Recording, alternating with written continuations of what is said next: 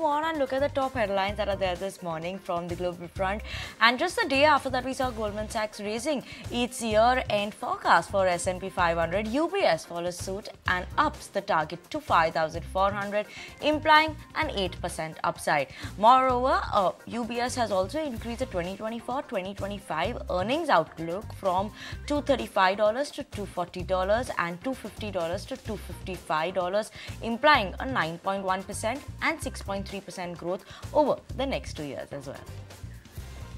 And the soft landing camp just got another boost to its outlook for the US economy. The Conference Board's leading economic index, a gauge of future economic activity, dropped 0.4% to 102.7 in January, signaling the lowest level since April 2020, when the US economy was struck by the COVID-19 pandemic-spurred lockdowns.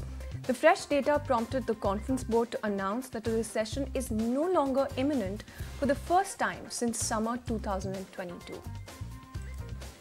Meanwhile, Goldman Sachs expects Bank of England to hold interest rates higher for a longer period of time before cutting them sharply in the second half of the year.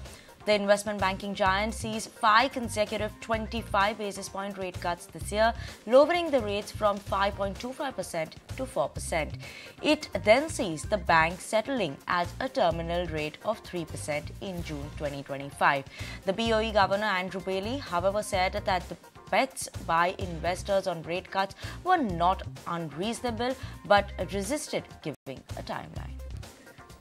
And shifting focus to some stock-specific action then, retail giant Amazon is all set to join the Dow Jones Industrial Average from next week, replacing Walgreens Boots Alliance.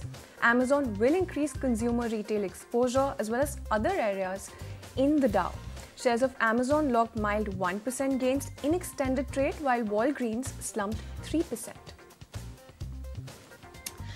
Meanwhile, some more interesting news flow we are tracking this morning is Elon Musk announces recovery of the first human patient implanted with the brain chip from a Neuralink. Says they are able to control computer mouse using their mind.